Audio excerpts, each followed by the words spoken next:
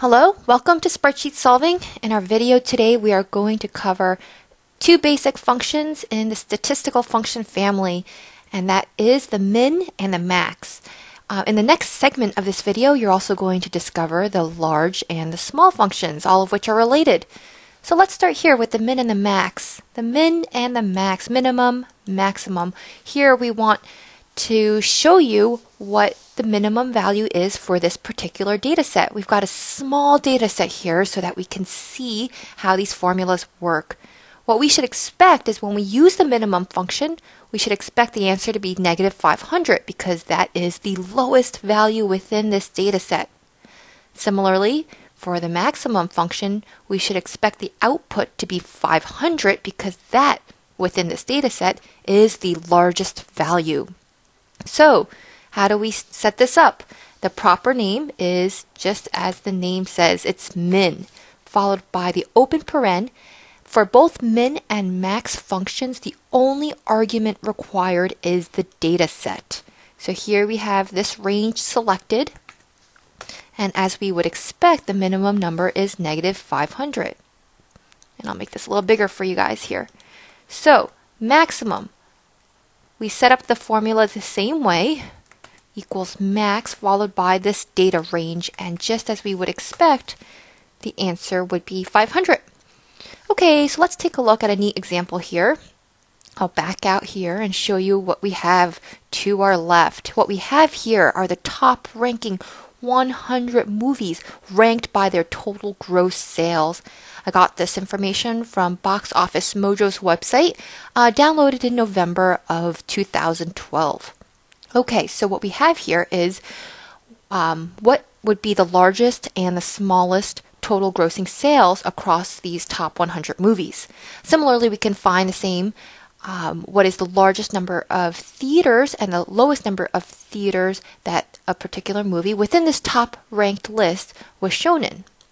So here we go. We can set up our formulas, max, and for the total grossing sales, we want to make sure we cover the data range, which would be the total grossing sales column, column C. At that point, if you click enter, we can see that the top grossing sales number is just about 623 million. We do the same thing for minimum, making sure that we capture the correct data range, column C, and at that point you get the appropriate number. We could do the same thing, my friends, for theaters. The only exception here is the data range would be column D. And again, you could do the same thing to find the lowest number of theaters that a given movie was shown in was not even 1,000.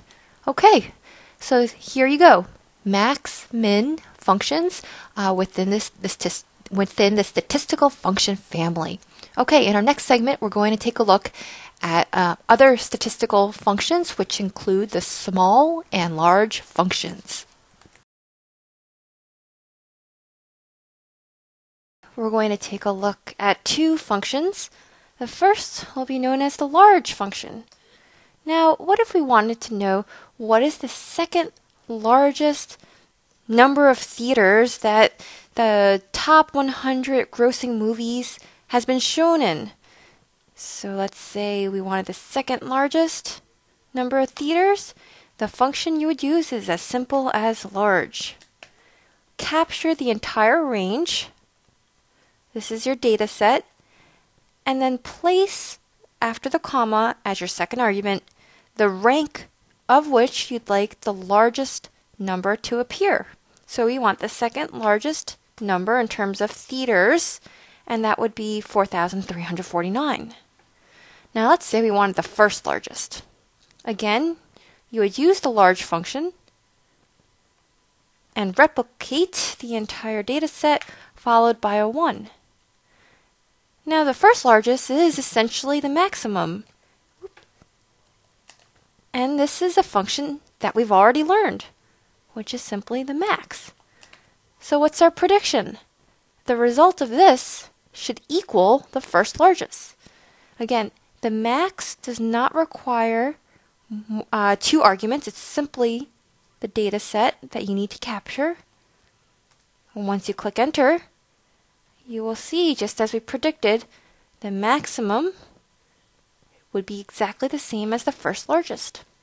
So this large function comes in handy when you want to say pinpoint what is the fifth largest, what is the sixth largest. If you have a particular rank that you need to pinpoint in the spreadsheet, you can easily do that by using the large function. Again, keep in mind, remember that the large function requires two arguments, the first being the data set, the second being the rank that you assign. The second function we want to discuss today, no surprise, it's the small function. Similar to the top, let's pick out what is the second smallest. Number of theaters that have been shown among the top grossing 100 movies, and you can take a guess at what the function name is. Small. Again, do the same, capture the entire range, and this is the second smallest, so we insert a 2. When you click enter, that number would appear. Again, if we do this first smallest,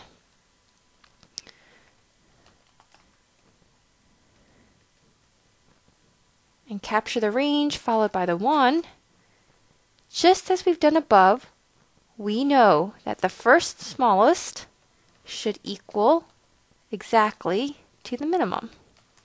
They should be, and likely will be. We'll take a look here.